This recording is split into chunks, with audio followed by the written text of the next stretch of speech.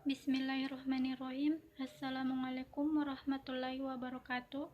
Perkenalkan, nama saya Nurul Hikmah dari jurusan Pendidikan Guru, Pendidikan Anak Usia Dini, Universitas Negeri Makassar.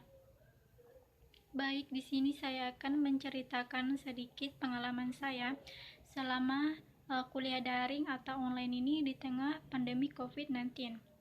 Tentunya ada dampak negatif dan ada juga dampak positif yang saya rasakan selama pembelajaran secara online. Yang pertama, dampak negatif yang saya rasakan yaitu selama kuliah online ini kebanyakan kita hanya diberikan materi saja tanpa langsung dijelaskan oleh dosen tersebut. Dan yang kedua, karena memang jaringan itu biasanya tidak setiap saat berjalan dengan lancar, jadi ini juga menyulitkan untuk saya karena memang kita harus setiap saat standby di HP atau mengecek apakah ada tugas yang masuk atau tugas yang diberikan oleh dosen.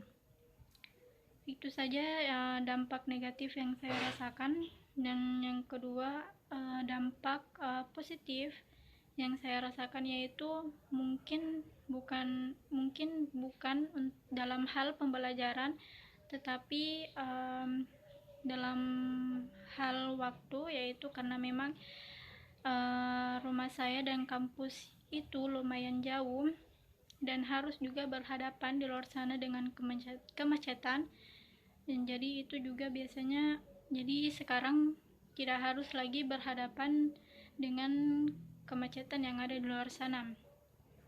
Jadi harapan saya di semester berikutnya kita bisa menjalani aktivitas di kampus seperti biasanya, melakukan pembelajaran di kampus. Itu saja yang saya dapat sampaikan. Wassalamualaikum warahmatullahi wabarakatuh.